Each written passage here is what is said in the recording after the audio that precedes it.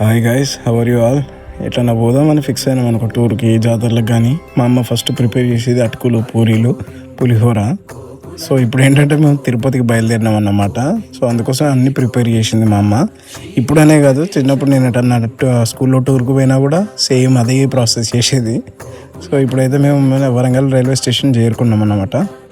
So car parking చేసి లోపలికి అయితే ఎంట్రీ ఇచ్చినాం. కార్ పార్కింగ్ దగ్గర 24 అవర్స్కి 250 రూపీస్ అని ఆయన చెప్పంగానే గుండె జారిపోయింది. ర్యాపిడో బుక్ చేసుకుని ఆటోలో వచ్చినా మంచిగా అనిపించింది. సో ప్లాట్ఫామ్ లోపలికి అయితే ఎంట్రీ ఇచ్చేసినాం. చింటుబాయ్ కనిపించిండు తింటుంటే. మనం ఎప్పుడైనా ప్రిపేర్ చేసుకునే అని పోగానే ప్లాట్ఫామ్లో ఒకసారి, ట్రైన్లో ఒకసారి తినడం చేస్తూ ఉన్నట్టు. సో చింటుబాయ్ పూరేయంగానే తిన్నాడు. ఇక మన పైలట్ అయితే దాన్ని విమానం అనుకున్నాడో ఏమనుకున్నాడో, ఒక తొక్కుడు తొక్కలే దెబ్బకు తిరుపతి చేరుకున్నాం.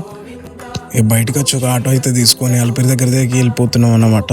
సో నైట్ ఏదైతే ట్రైన్ విమానం లెక్క నడిపిండో పైలట్, ఈ ఆటో పైలట్ ఏమో ఆటోను ట్రైన్ లాగా నడుతుండ అనమాట. కట్ల మీద కట్లు కొట్టుకుంటా 5 నిమిషాలు అలిపిరి దగ్గర దింపేసిండు మమ్మల్ని. సో లగేజ్ హ్యాండ్ ఓవర్ దగ్గర మా డాడీ అయితే క్యూలో నిలబడ్డాడు. ఇద్దరం మమ్మీ నేను కూర్చుంటే ఒక చిన్న పాప మాతో ఆడుకుంది. అక్కడ చాలా టైం పాస్. అలిపిరి దగ్గరనైతే ఇక మేము స్టార్ట్ అయిపోయినాం. అక్కడైతే చాలా మంది ఉన్నారు. సో కొబ్బరికాయ కొట్టిన కూడా చాలా టైం పట్టింది మాకు అక్కడ. ఎట్లా అట్లా కొబ్బరికాయ కొట్టేసి ముందు పోగానే మజ్జిగ ఇస్తున్నారు. సో మనిషికి ఒక 2 గ్లాసులు మజ్జిగ వేసేసినాం మంచిగా. చెల్లో అని చెప్పేసి ఇక ముందుకైతే వెళ్ళిపోయినాం. సో అదే రోజు శ్రీరామనవమి కావడం, మళ్ళీ మా అమ్మ వాళ్ళది మ్యారేజ్ డే కావడం కూడా ఒక స్పెషల్. సో అందుకోసమనే ఆ రోజు దర్శనం చేసుకుందామని కాన్సెప్ట్తోని తిరుపతికి వచ్చినాం అన్నమాట. స్వామిని ఎన్నిసార్లు దర్శనం చేసుకుందామని పోయినా కూడా ప్రతిసారి అదే మార్గం కానీ కొత్తగా కనిపిస్తూ ఉంటుంది. అదేంటో స్పెషల్. కొంచెం పైకి పోగానే ఏంటంటే మా అమ్మ సడన్గా అయిపోయి దీనంగా చూస్తుంది. ఏంది ఎట్లా వస్తుంది అని చెప్పేసి అటు చూసేలోపు అక్కడ అన్ని జింకలనే అన్నమాట. సో ఆ జింకలని చూస్తుంది మా అమ్మ. సో కొంచెం ముందుకు వెళ్ళిపోగానే అట్లనే మనకి దీన్ని ఎలకంటారా లేకపోతే ఉడతంటారా ఏందో ఎగ్జాక్ట్గా నాకైతే తెలియదు. కానీ అదైతే భలే ఎక్సైట్గా ఫీల్ అవుతుంది. నేను ఎలకలాగా సౌండ్స్ ఇస్తే అది మళ్ళీ నాకు ఎలకలాగానే మళ్ళీ రిప్లై ఇస్తుంది. కొంచెం ముందు పోగానే మరో గోపురం అయితే వచ్చింది. సో ఆ గోపురం నుంచి లోపలికి అయితే ఎంట్రీ ఇచ్చేసినాం. చాలాసార్లు అనుకున్నాం నా పుట్టినరోజుకైనా లేకపోతే మా అమ్మ వాళ్ళ పెళ్లి రోజుకైనా దర్శనం చేసుకోవాలని. సో అది ఇప్పుడు వీలైంది. కొంచెం ముందుగానే మళ్ళీ ఒకటి అయితే ఎంట్రీ ఇచ్చేసింది. మొత్తం మీదనైతే 300 మెట్ల వరకు మనం వచ్చింది. ఈ మెట్లు నార్మల్గా ఎక్కడమే కష్టం అనుకుంటే కొంతమంది అయితే ఇట్లా పసుపు, కుంకుమ, హారతి, కర్పూరం వెలిగించుకుంటూ పోతూ ఉంటారు మెట్టుకి. ఎవరైనా మళ్ళీ దాహం అవుతుందంటే మంచుకో బాదం అయితే వేసేసిల్లు అన్నమాట. నా చేతులు లేదని చూస్తున్నారా? నేను కూడా తెచ్చుకున్నా బ్రో. మెల్లగా ముగ్గురు అయితే మంచిగా ఒక బాదం వేసేసినాం. కొంచెం ముందు పోగానే మన బాస్ అయితే కనిపించిండు అన్నమాట. జై శ్రీరామ్, జై హనుమాన్ అనుకున్నాం.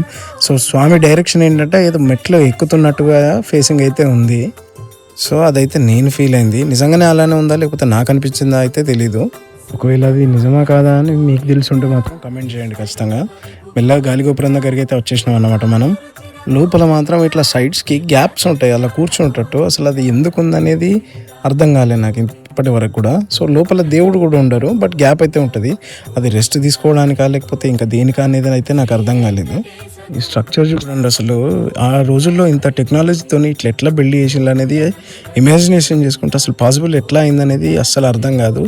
ఇంత పైకి ఆ రాళ్ళు తీసుకొచ్చి శిల్పాలు చెక్కి అంత పెద్ద పెద్ద స్తంభాలు చేయడం అంటే సింపుల్.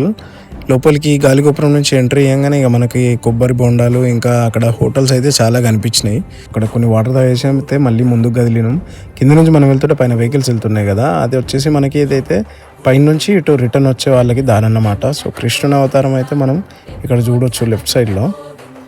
సో పక్కన ఏంటంటే మనకి జింకలు కనిపించాయి అన్నమాట. ఆ జింకలు అంత దగ్గర నుంచి చూసి మా అమ్మ బాగా ఎక్సైట్ ఫీల్ అయింది. సో నాకు కూడా మంచిగా అనిపించింది. సో వాటితో ఒక ఫోటో దిగుదామని అటు దిగాలనుకుంటే అటు దిగే ఛాన్స్ లేదు మనకి, అట్లా దిగొద్దు. సో అవి దగ్గరికి ఆ వాల్ దగ్గరికి వస్తే ఫోటో దిగుదామని చూసినాం, బట్ అవి దగ్గరికి వస్తున్నాయి కానీ మళ్ళీ వెంటనే వెనక్కి వెళ్ళిపోతున్నాయి. సో చాలాసేపు వెయిట్ చేసిన తర్వాత ఒక జింక అయితే దగ్గరికి వచ్చేసింది అన్నమాట. సో మా అమ్మ దాన్ని టచ్ కూడా చేసింది. అది ఏమైనా పెడుతుంది అనుకుని వచ్చిందేమో కానీ మళ్ళీ వెంటనే వెళ్ళిపోయింది. సో అమ్మ ముట్టుకుంది కదా, మనం కూడా ముట్టుకుందాం అట్లా ఒకసారి దాన్ని టచ్ చేద్దామని అయితే చాలాసేపు దాన్ని పిలవడం జరిగింది, ట్రై చేసిన. బట్ అది అట్లీస్ట్ మనం మొహం కూడా చూడట్లేదు, దాని పని చేసుకుంటుంది, పక్కకి వెళ్ళిపోరా బాబు అన్నట్టుగా. సో కొంచెం ముందు పోగానే మళ్ళీ నాకైతే ఇవి కనిపించినాయి. ఇవి ఏంటో ఎగ్జాక్ట్ ఐడియా లేదు వీటిని ఏమంటారు అని చెప్పేసి. సో అక్కడైతే మరీ పక్కనే నిల్చున్నాయి. కాసేపు వాటితోనే అక్కడే మళ్ళీ టైం స్పెండ్ చేసినాం ఒక 15-10 మినిట్స్ దాకా.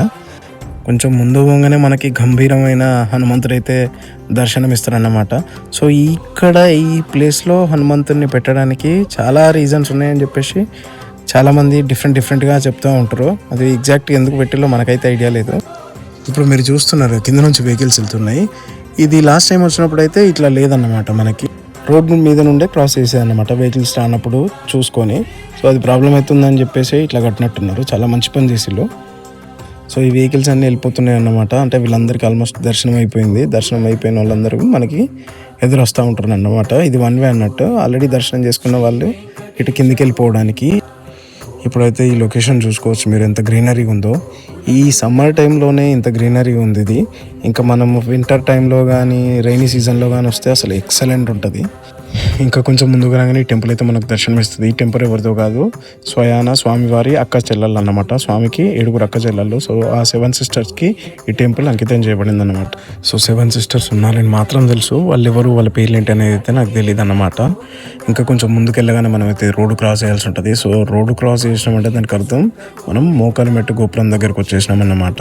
కనిపిస్తుంది కదా, అదే మోకాలిమెట్టు గోపురం అన్నమాట. సో ఇది నడకదారిలో వచ్చే వరకు లాస్ట్ స్టేజ్ అన్నమాట. ఎగ్జాక్ట్లీ గోపురం ఎదురుగా ఇదైతే కనిపిస్తుంది. ఇది ఏంటనేది నాకైతే ఎగ్జాక్ట్లీ ఐడియా లేదు. ఎవరన్నా తెలిసిన వాళ్ళు ఉంటే కమెంట్ చేయండి. సో మోకాళ్ళ మీద ఎక్కడం ఎందుకు అని అంటే అది ఒక టైప్ ఆఫ్ గ్రాటిట్యూడ్ అన్నమాట. స్వామికి సరెండర్ అయిపోయినట్టు. సో మొత్తం ఎక్కడం వీలుగాని వాళ్ళు అట్లీస్ట్ ఒక 5 or 11 స్టెప్స్ అట్లా ఎక్కితే సరిపోతుంది. ఫస్ట్ టైం విజిట్ చేసినప్పుడు అయితే మొత్తం మోకాళ్ళ మెట్లని నేను మోకాళ్ళ మీదనే కంప్లీట్ చేసిన. బట్ ఈసారి కూడా ట్రై చేద్దాము, మొత్తం ఎక్కుదాం అన్నట్టుగానే ట్రై చేసిన. బట్ పాసిబుల్ కాలేదు. ఒక 50-60 ఎక్కిన. సో ఇదైతే పుష్కరిణి అన్నమాట, స్వామివారి పుష్కరిణి. ఇందులో స్నానం చేసి స్వామివారిని దర్శనం చేసుకుంటేనే 100% సాటిస్ఫాక్షన్ అనిపిస్తుంది నాకు. సో చాలామంది ఏంటంటే వాళ్ళు తీసుకున్న రూమ్స్లో కూడా ఫ్రెష్ అప్ అయిపోయి, లాకర్స్ దగ్గర ఫ్రెష్ అప్ అయిపోయి దర్శనానికి వెళ్తూ ఉంటారు. సో నాకేంటంటే ఇందులో స్నానం చేసి దర్శనం చేసుకుంటేనే 100% సాటిస్ఫాక్షన్ అనిపిస్తుంది. సో అందుకోసం నేను మాత్రం ఇక్కడే స్నానం చేసి దర్శనానికి వెళ్తూ ఉంటాం. అది అందరికీ పాసిబుల్ అవ్వాలని లేదు. సో బట్ ఏంటంటే మేము మాత్రం ఇలా చేస్తే మాకు కొంచెం హ్యాపీగా అనిపిస్తుంది. సో అందుకోసం మేము అలా చేస్తాం. సో స్నానం అయితే కంప్లీట్ చేసుకున్నాం. ఇక తర్వాత మనం పక్కనే ఉన్న వరాహస్వామి దర్శనం చేసుకోవడానికి అయితే వెళ్ళిపోయినాం. సో ఫోన్ అలవ్ లేదు కాబట్టి దర్శనం చేసుకున్నాం, బయటకు వచ్చేసినాం. ఇప్పుడు స్వామివారిని దర్శనం చేసుకోవడానికి వెళ్ళి క్యూ లైన్లోకి వెళ్తున్నాం. సో మనకేంటంటే టోకెన్ ఇట్లా లేదన్నమాట. సో మనకి ఫ్రీ దర్శనం. సో ఫ్రీ దర్శనాని కోసం మళ్ళీ క్యూ లైన్ వేరే దగ్గర స్టార్ట్ అవుతుంది కాబట్టి అక్కడికి వెళ్ళాలి. సో ఫ్రీ బస్సే ఉంటుంది అనమాట. మనం ఆ బస్ ఎక్కేసి క్యూ లైన్ స్టార్ట్ అయ్యే దగ్గర దిగి క్యూ లైన్లో స్టార్ట్ అయితే అయిపోయినాం అన్నమాట. ఓం నమో వెంకటేశాయ, గోవింద హరి గోవింద అనుకుంటూ. మనకు ఎక్స్పెక్టెడ్ దర్శనం టైం అయితే ఆల్మోస్ట్ 15 hours చూపించింది. బట్ 12 hours మనకి దర్శనం అయితే అయిపోయింది. సో ఫోన్ హ్యాండ్ ఓవర్ చేస్తాం కాబట్టి లోపల మనకి వీడియో తీయడానికి అయితే ఏం లేదు. నైట్ బయటకు వచ్చిన తర్వాత ఆఫ్టర్ దర్శనం స్వామివారి టెంపుల్ ఆ చందమామని చూస్తే భయ్య పిచ్చెక్కిపోయింది నాకైతే. గర్భగుడిలోకి వెళ్ళగానే ఫస్ట్ మనం శ్రీవారిని చూసి కోరుకుందామని అనుకుంటాం. బట్ ఏంటంటే దేవుని చూడంగా మనకి నోట్లోకి వెళ్ళి మాట కాదు, మైండ్లో ఇంకో ఆలోచన కూడా రాదు. అట్లా చూస్తూ ఉండిపోతాం. ఏం కోరుకుందాం అనుకుంటామో అది గుర్తు కూడా రాదు మనకు ఆ టైంలో. సో అట్లా ఉంటుంది ఆ పవర్. కేవలం ఒక 10 seconds దేవుని చూడడం కోసం అన్ని గంటలు నడక దారి చేసి వెయిటింగ్ చేసి ఆ 10 seconds దేవుని చూసి ఆ పడ్డ కష్టము అంతా ఒక్క నిమిషంలో మాయమైపోతుంది. అసలు ఏం గుర్తుకు రాదు మనకు. నిజమే కదా నేను చెప్పింది. సో ఇది నా ఫస్ట్ వ్లాగ్ అన్నమాట. సో ఇలాంటి వీడియోలు చేయాలంటే మీ సపోర్ట్ కావాలి. Thank you.